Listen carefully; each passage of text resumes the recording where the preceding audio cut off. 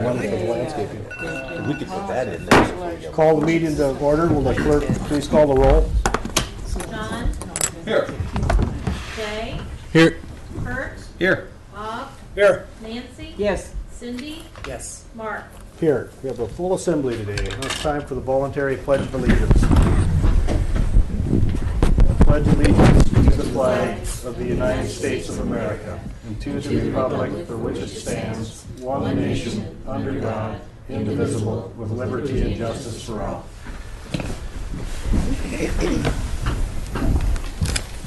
Okay, now we're at approval of minutes. Need a motion to approve the regular meeting minutes from April 20th of 2015. So moved. Second? Second. It's been moved by Member Lynn, seconded by Member Vagadakis to approve the minutes of April 20th, 2015. Is there any changes? Seeing none, those minutes are approved.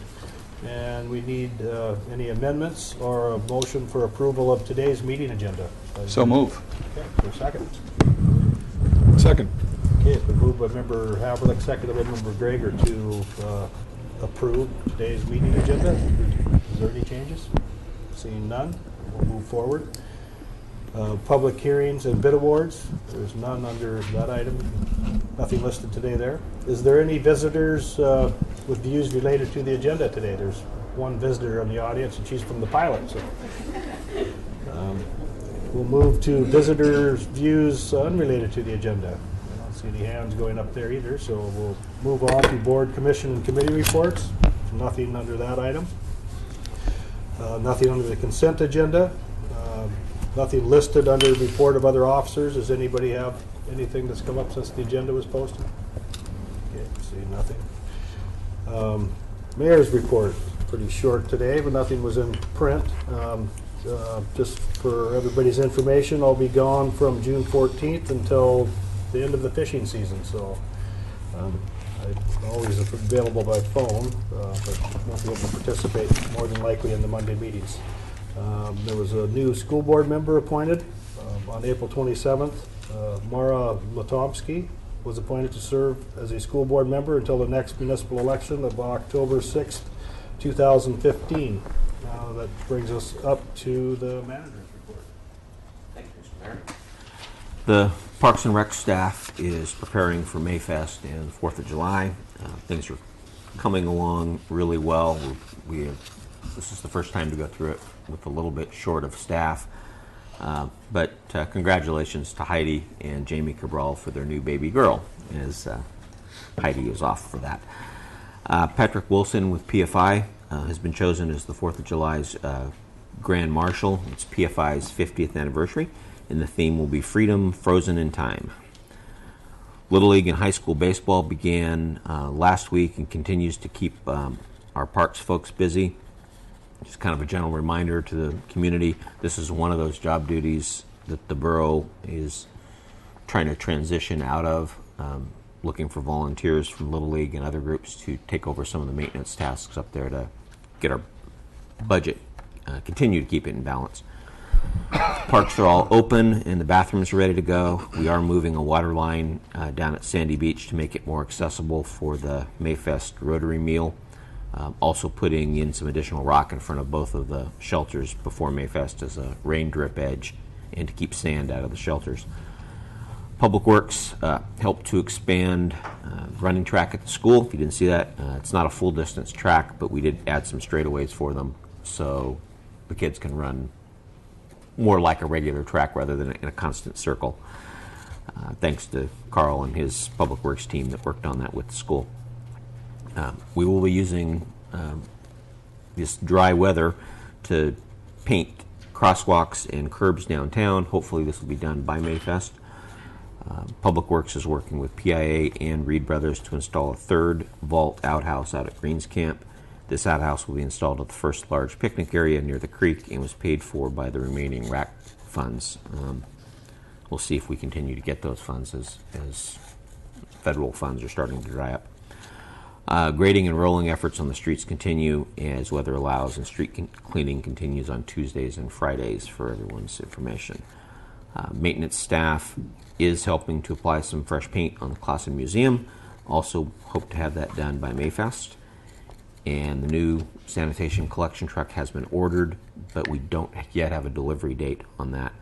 We're still planning on a September, October rollout for customers in using the recycling carts. Proposal for the cart grant has been submitted to the Curbside Value Partnership. We should know in a week or two if Petersburg was selected as a grant recipient. I know Carl answered some of their follow-up questions recently, so hopefully that'll turn out well for us.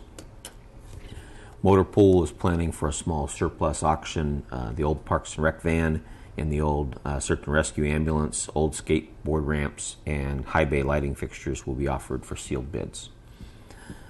Connect Construction has mobilized to the quarry, and they're commencing work on the airport runway aprons. They will be hauling rock. I think most people have seen them at this point from Scow Bay, and therefore the airport bypass road has been closed to pedestrians until further notice. Quite a few close calls between big trucks and people walking and dogs, and it'll be safer this way for everyone. Chris and Carl attended the Alaska DOT pre-construction meeting with CCON. ADOT has accepted a proposed schedule with contractor beginning work on May 12th, shutting down for the Mayfest weekend, and then commencing the 2 crews to accomplish the sewer main work on Singley Alley and South Nordic prior to June 15th. June 15th is the date at which the contractor will need to move any traffic disruptions to Haugen Drive or devise a traffic control plan to maintain the barge line traffic through the intersection and for the processing window. Liz attended the National Planning Conference in Seattle, as well as meeting with our comp plan folks. She attended sessions on business development, evaluating comprehensive plans, creating great public spaces, and working with developers for affordable housing, along with other topics. Just tried to choose the topics based on what we were seeing and feedback from people as we worked through the comp plan process. Speaking of that, the contractors will be back in town with the first draft for public review on May 11th. There's some meetings being scheduled with the school board, planning commission, the assembly, and the Kupernoff City Council. Finance department is getting up to speed on the new PCI credit card compliance issues that will go into effect in October of 2015. The new chip implanted credit cards are starting to be out there frequently and will require a new credit card swiper if we want to keep our liability to a minimum. There's issues if you don't do that, then the borough takes on some liability if someone falsely uses a credit card. So we're definitely want to make sure we don't put ourselves in that position. We're also looking at some new property tax software. We need something that can hold and maintain historical assessment information, print assessment notices, and calculate and print the tax bills, and then do the cashiering side of those tax bills all in one program. We'd also like an online property tax bill pay option if we can find it. We've got a couple of leads, but it's hard finding one piece of software that does all of this, and then it's hard to find separate pieces that work together. So we'll keep working through that. Sandy attended several of our various training related to emergency management and EMS, included the Spring Preparedness Conference in Anchorage. That's a requirement for continuing our grant that we received there. Ryan attended the arson investigation training in April, and then Sandy went to Juneau and attended the EMS instructor rollout, trauma class, the Southeast Region EMS Symposium, and the Serums Board of Directors meeting, all in April, and trying to keep our EMS group as much as we can up to speed. The volunteers in the Fire Search and Rescue and EMS hosted the annual Friday activity night on April 11th. We had over 200 local participants, and again, thanks to Fire EMS and SAR volunteers for the great job of putting that all together. Spring maintenance continues to be a focus for the harbor staff. The grids are up and running. Floats and facility grounds are getting pressure washed and treated for algae buildup as we get used to having the drive down dock and adding that to our list. The Middle Harbor Repair Project, this is where the cruise ship banged into our floats. It's out there, it's been advertised for bid. P&D staff and interested contractors attended a pre-bid meeting last week, and we'll see how that starts to turn out. I continue to, we'll have to work with the cruise company to make sure we're held whole here, but we'll keep working with them on that. Streetlight Committee held their first meeting, thanks to Joe Nelson for arranging all that, to identify a suitable replacement unit for the Main Street area. There was consensus to move away from the high-pressure sodium-type bulbs and look close at LED or metal halide. I think I said that right. Close? Thanks. Thanks to a heads up from a local fisherman, it was discovered that all of our new meters in the North Harbor, after the rebuild, were calibrated incorrectly, which resulted in extremely low readings. Did I get that one right, Glow? The meters have been recalibrated. No response. Huh? Have been recalibrated as of last week and are now reading correctly. These are electronic meters and were programmed via a software program which did not operate the way it's supposed to. Some radio concerns have been addressed at the PD, EMS, and fire department in our dispatch area. The primary base station, we still require troubleshooting, and it is inoperable at this point. We're working off the backup. We still have not received a bid on the tower. We just can't seem to find anybody interested in doing that work. And Kelly, and he'll go into some of this in a little bit, we've discovered some potential FCC licensing issues during programming of the fire department's new mobile radio. We're currently trying to get an estimate on what it's going to cost to get a comprehensive assessment of all of that to make sure we pick up everything. Kind of a scary story. One of our dispatchers was potentially exposed to an unknown controlled substance after contraband was discovered in books brought in for an inmate. Substance was forwarded to the lab with a request to expedite the analysis. Preliminary lab results show no cause for concern, but we're still waiting on the formal notification for that. But somebody tried to slip something to an inmate through donated books. Residents at the Manor will be celebrating Cinco de Mayo this year with margaritas, chips, and salsa. So those of you who are so inclined.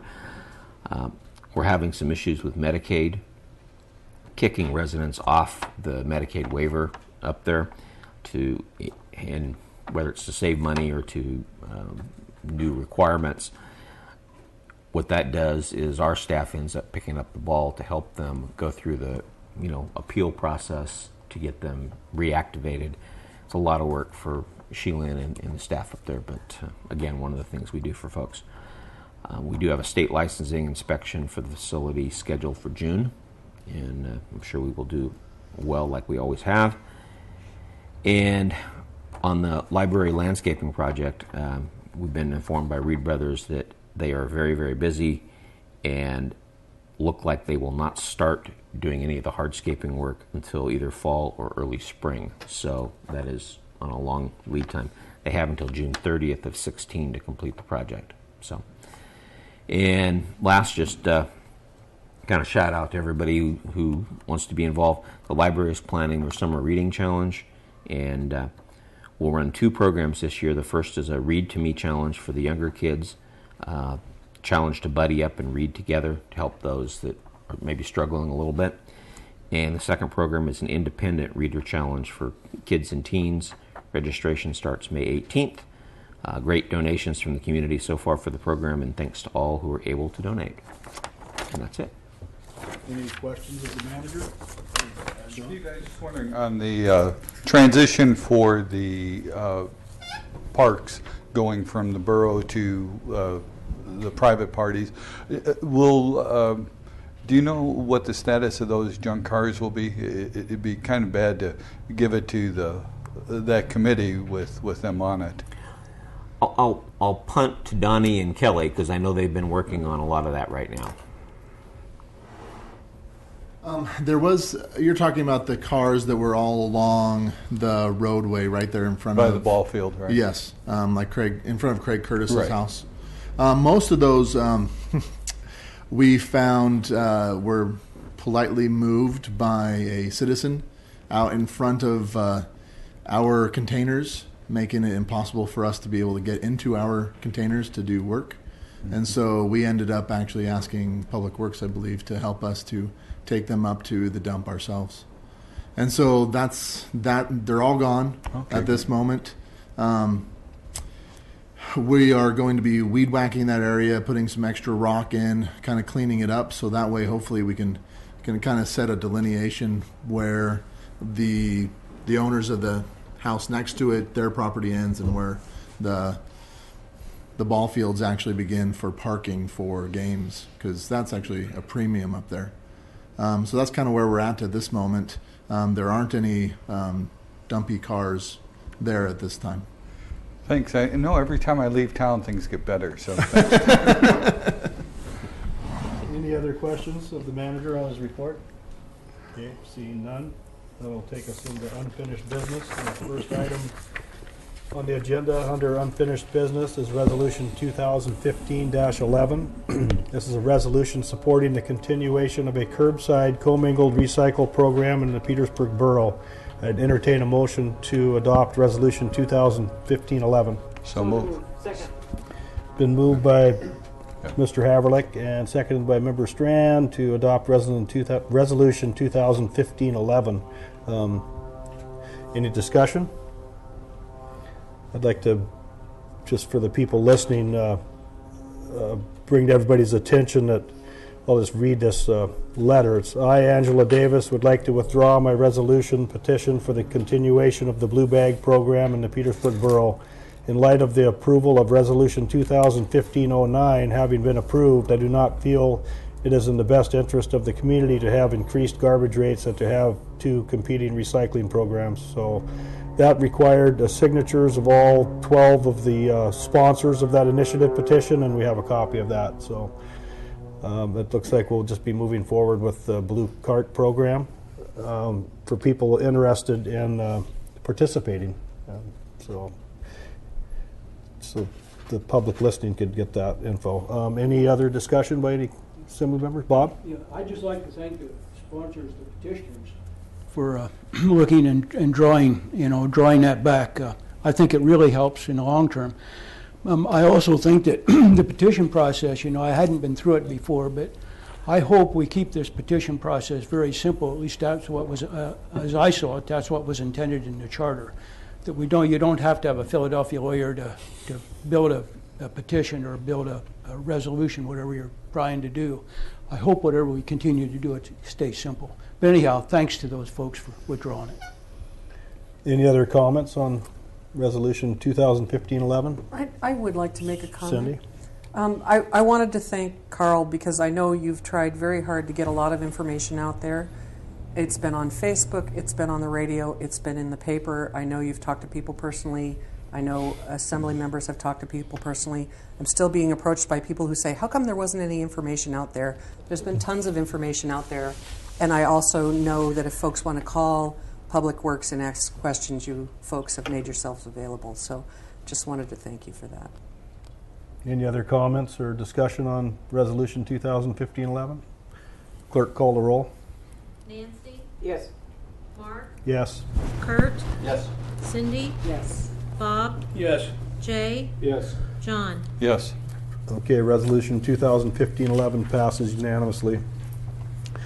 The next item under unfinished business is authorization to purchase Motorola portable radios for the public safety departments in the amount not to exceed $58,960. I'll entertain a motion for that authorization. So moved. Is there a Second. Moved by Member Strand, seconded by Member Haverlick to authorize the purchase of these Motorola radios. Any discussion? Would the chief like to say anything about the purchase, the needs for it? And reading through this, I understand we don't have the towers yet, but we do have the grant money for those, and just went out to bid and nobody's responded? That's correct. After we did the narrow banding project in 2013, we noticed some gaps in the coverage, and as the building project came together, the thought was to move some of the key components to the fire hall. The existing tower wasn't substantial enough for that, so we got a grant for another tower.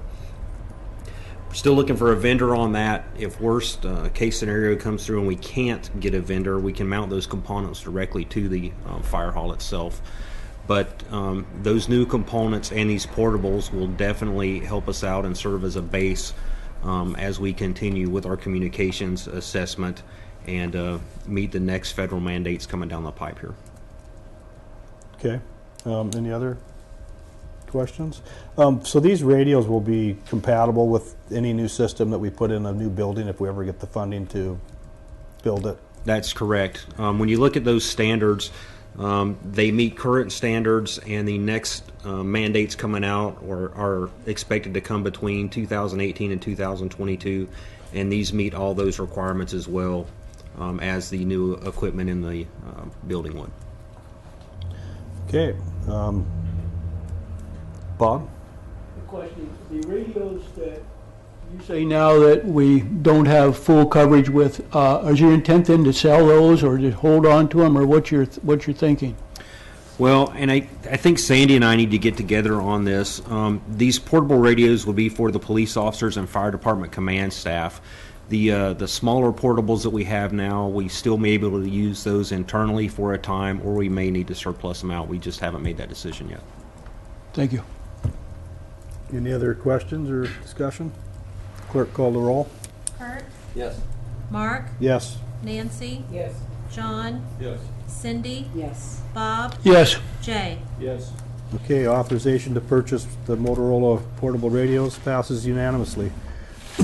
New business, ordinance 2015-07, an ordinance amending section 4.33 of the Petersburg Borough Code to establish a transient room tax fund and rescind resolution number 2004, which had established guidelines for appropriation of funds generated by the transient room tax. Entertain a motion to adopt ordinance 2015-7. Is there a second?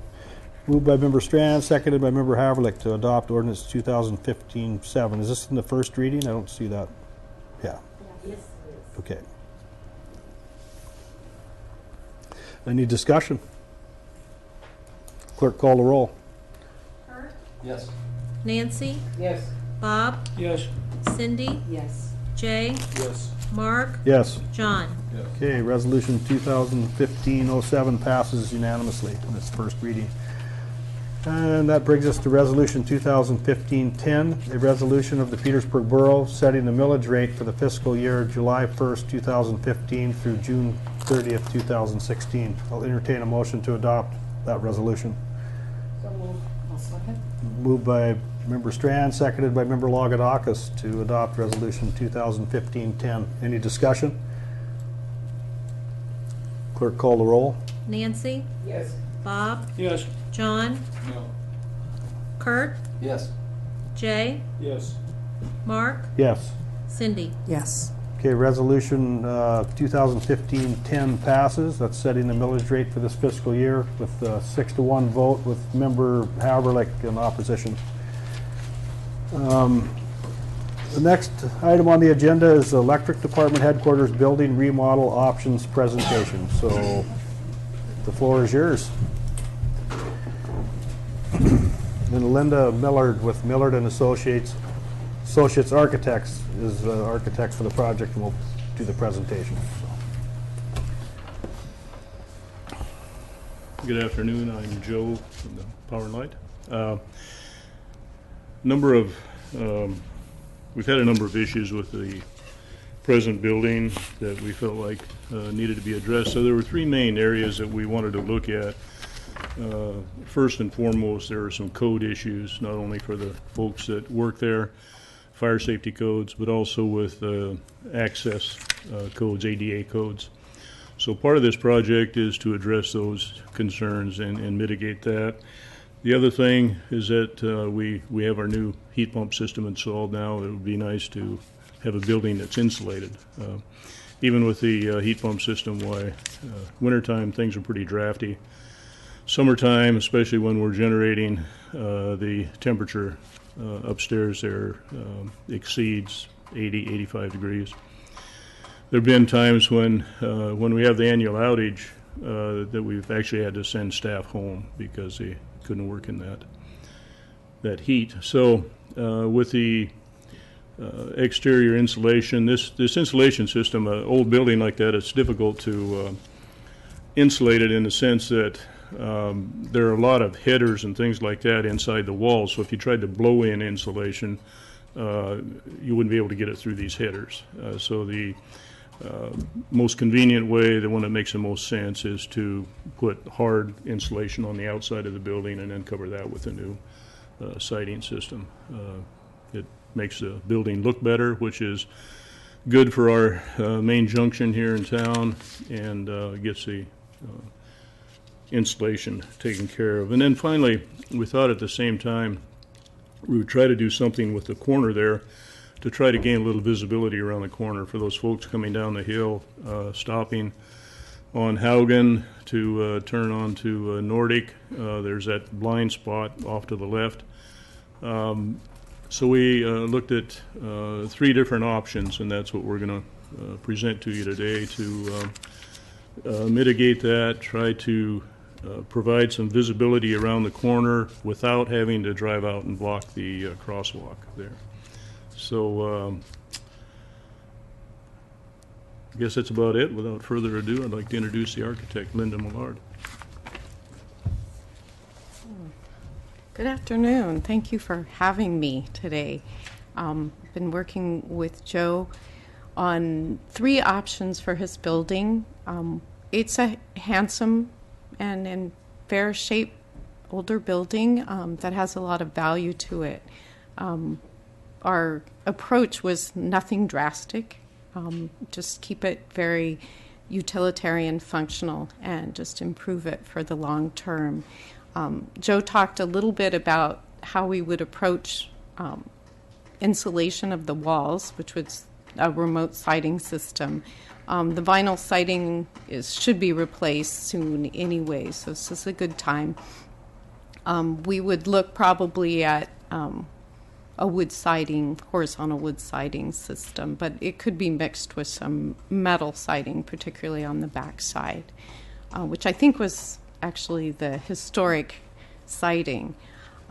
For the roof, it has a new metal, or a fairly new metal roof, so we would do insulation on the lower portion of the roof that doesn't have an attic over it from the inside, and pretty much the same way, remove the interior sheetrock, put some insulation in there, and then do another layer of probably 1/2 inch or 1 inch of rigid insulation. So that gives you a thermal break and your air barrier. So we would have a fully insulated envelope there, which I think would make a huge difference in the cost of heating and the comfort of upstairs. For accessibility, there is a document that I work off of called ADA for Small Towns, and it's more of a common sense approach to buildings such as this. If it's not a real public building and you don't have to go there every day, they allow you to make accommodations for people, and that was the strategy on this building. A new elevator would cost in the range of about $100,000, and due to the amount of underground electrical, it would be more than exciting to try to find a place to put it. There is the option of putting in a wheelchair lift on the upper side of the building, so that is an option in the future. We haven't included it in these 3 options, but we outlined a spot where it would work. Wheelchair lifts can only go 12 feet vertically, and the building's 14, but at the back side, the sidewalk and the parking is elevated, so you could go in at that location, and you could have an ADA parking should you decide, over time to use the building more publicly. But we would do basic accessibility, probably replace the back stairs and make them ADA accessible, and handrails and things of that nature. we would improve the downstairs entry on Nordic, on the corner there, and have a foyer that someone who was not able to go up the stairs could ring a bell and someone would come down to a desk and address any business they had with them. So, or they would be able to go upstairs, and we would lower counters and we would put in ADA restrooms on both levels. So it's increased accessibility, but not full ADA with an elevator. The three options we put together range in costs from about $323,000 for the first option to $380,000 for option 3. Option 2 is $350,000. New construction right now is ranges between 225 to 300 and up a square foot. Our renovation options range from $58 a square foot to $69 a square foot. So there's a lot of value in that older building. So, replacement costs would be $150 to $200 a square foot more. So that's the value in the old building. Option 1 is, and they vary mostly in how they address the corner and visibility. Option 1, if you've got it in your packet there, just takes out a lot of the solid wall and replaces it with windows. So you would be able to basically see through the building and farther on down Nordic Drive. So that's not the best case scenario, but it would be an improvement. And it could leave the existing stair and also creates a small foyer downstairs for people who wouldn't be able to go upstairs. Option 2 takes out a substantial, about 120 square feet of the building and puts a post on the corner, and so removes about an 8 by 15 square foot, or 120 square feet at that corner, so that as you come up, sitting back at the crosswalk, you would be able to see down Nordic Drive just about to the curve. But there is a post on the corner. And then the third option is on a diagonal, and it removes about 50 square feet of the corner, and there would be cantilevered the second floor. So you don't lose any area upstairs, just down below. So, and it would require just a little bit more interior renovations to work, but so that is the more expensive one, but it doesn't have a post at the corner. So, and in our analysis, both of those would greatly improve the visibility at that corner. So, anybody have any questions? Any questions for Linda from the Assembly? I just have one. If and they happen to get a new employee who needed access to the building, will the modifications that you're proposing accommodate that? If they were in a wheelchair, Mm-hmm. no. Then you would put in the wheelchair lift at the back corner. But there is an area for that. So, but we weren't putting it in at this point. That would probably run.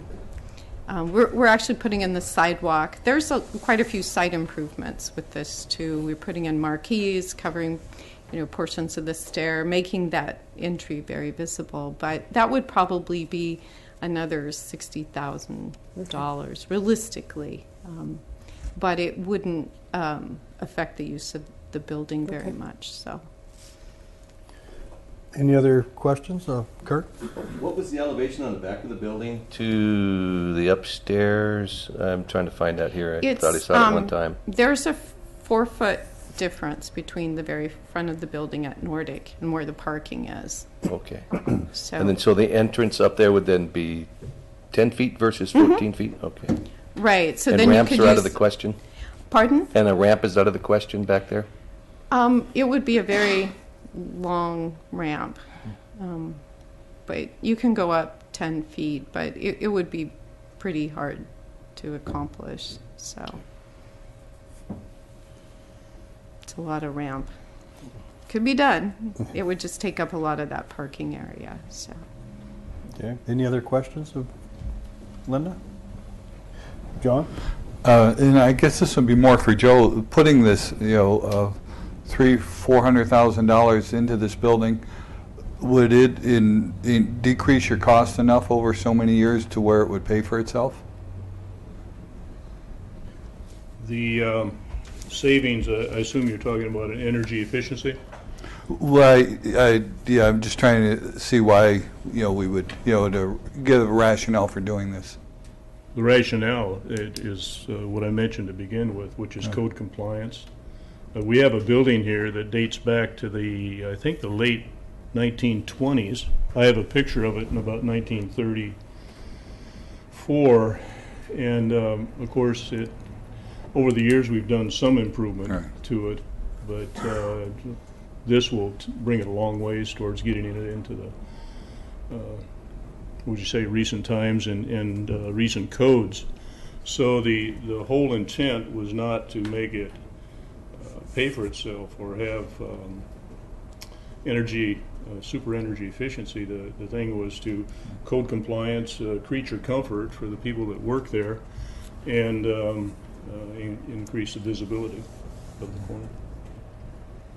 So there's going to be some energy savings, but we did not separately meter the upstairs area, so I couldn't tell you that if we save half on our power bill for heating. Right now we're heating with forced air electric, and so there was a significant savings when we went from that to the heat pump, recently did, and then there'll be some additional savings with the installation.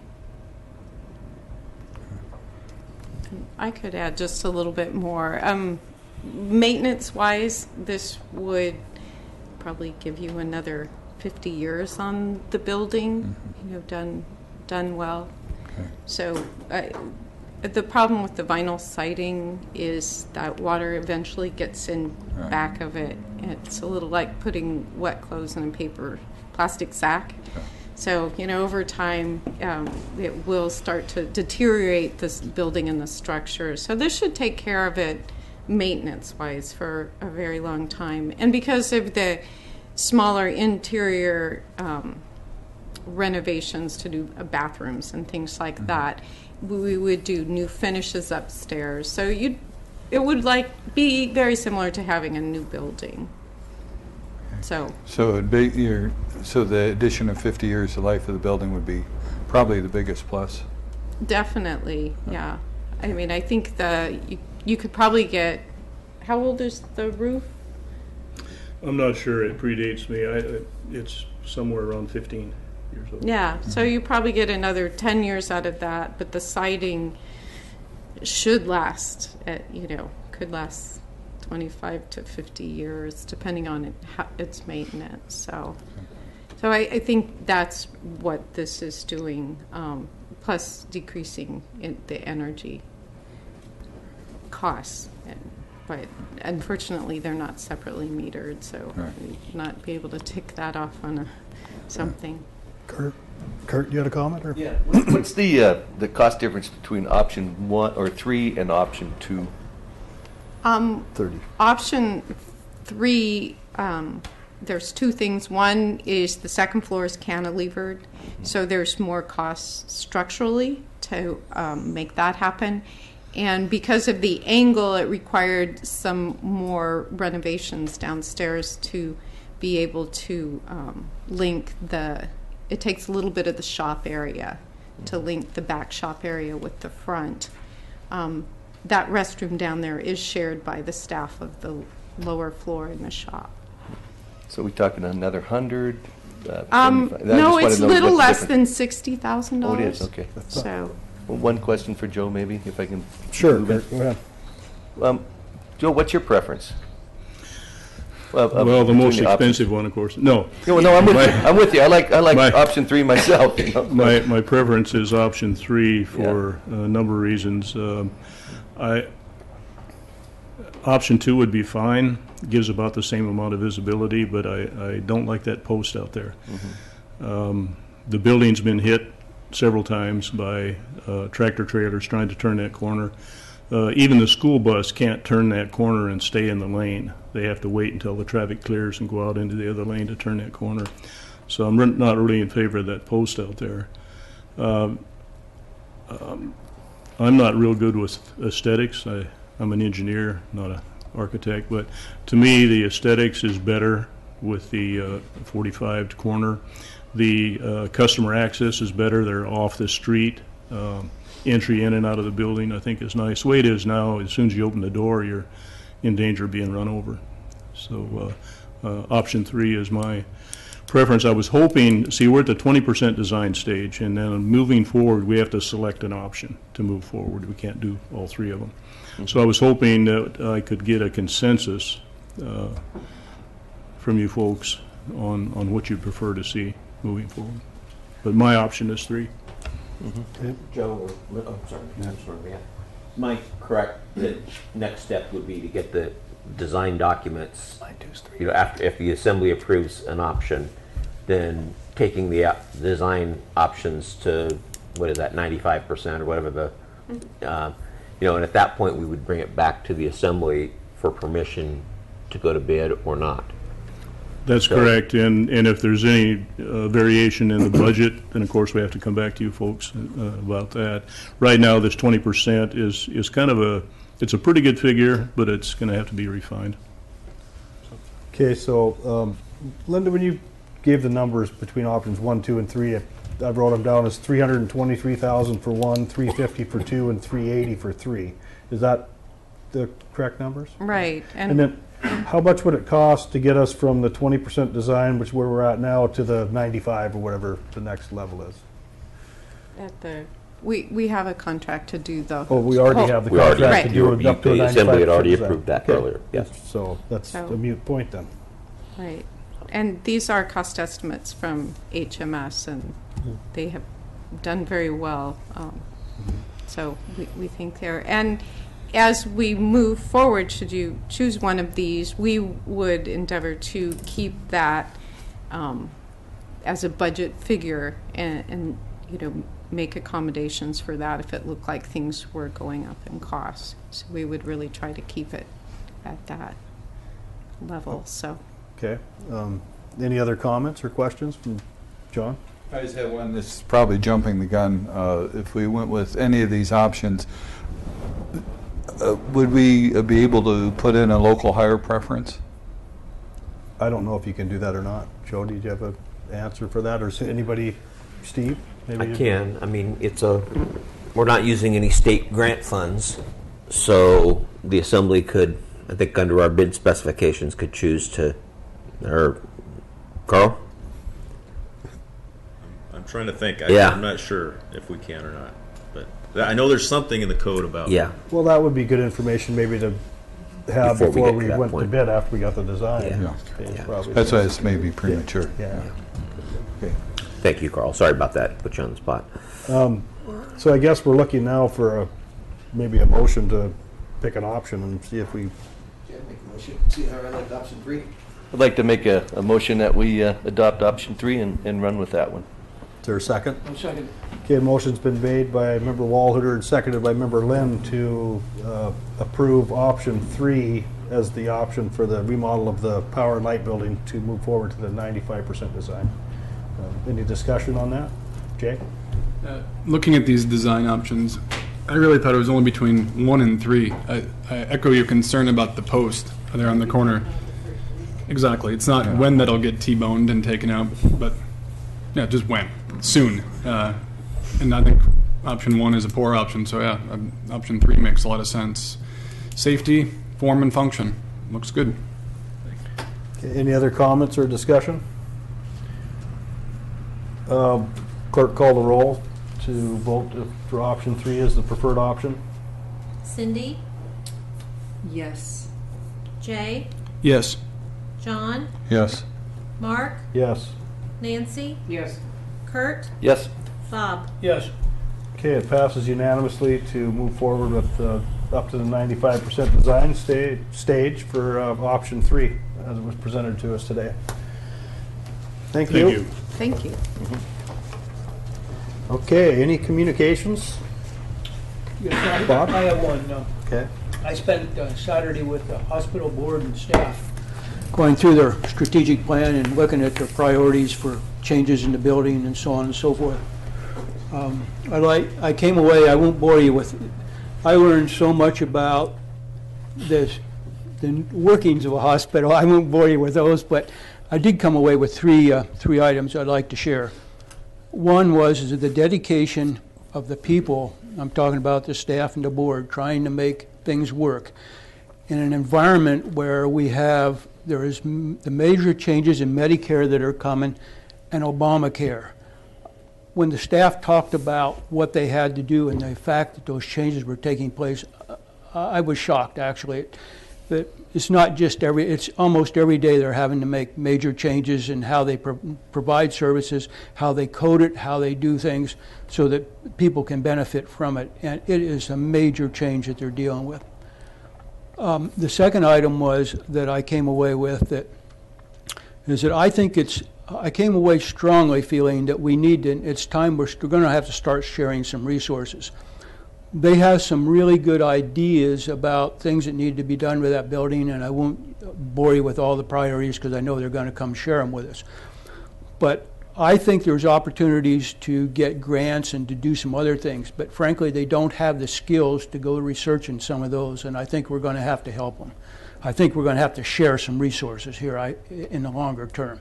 And looking down the road, with our budget going down and everything, I think we're really going to have to, as we get into this and working with both the hospital and the school, we're going to have to look at sharing more resources. I came away really strong with that view.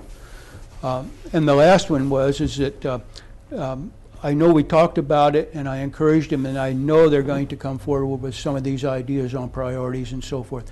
Some of them and they've done a very good job of trying to keep costs down and doing some of these things, but I think there's opportunities, as I say, to share and to get some grants and things. And with that, I learned a lot. It was worth my time. Thank you. Okay, thanks. Any other communications, Jay? I would just like to reiterate to the public that there are still 3 seats available on the Historic Preservation Committee, and it'd be great if we could fill those seats at some point so that committee doesn't die again. Okay. Any other communications? Seeing none, that brings us to assembly discussion items. Recognitions, is there, John? I would like to recognize and congratulate Ian Fleming, a high school senior who just won the national competition with his research and his project. It's just amazing from coming from Podunk to go to DC and be #1.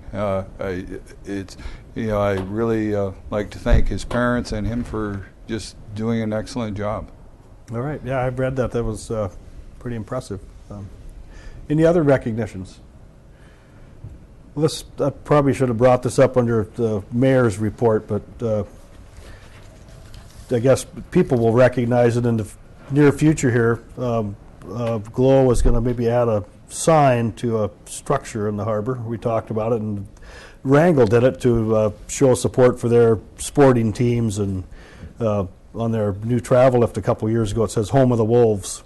So GLOW had this idea and to maybe put a sign up on the horizontal pipe that is above the ramp on our new drive-down dock that says Home of the Vikings, and it seems very appropriate to me to welcome people to the Home of the Vikings, the sport teams, and I think it would be nice. And Sure. So anyway, have you picked a color? Viking blue. Just so people weren't surprised that's what the motivation was there. Any other recognitions? Yeah, I'm sorry. On this recognition with Ian, Mr. Painter, I know was a huge support for his project also. I'm sure some of the other teachers weren't. I think they deserve a lot of credit too. Yeah, a wonderful school system, no doubt about it. So, any other recognitions? Okay, that moves us to, I need a motion to adjourn. For a second. Triple. Okay, it's been moved and seconded. All those in favor say aye. Aye. Aye. It was Herbert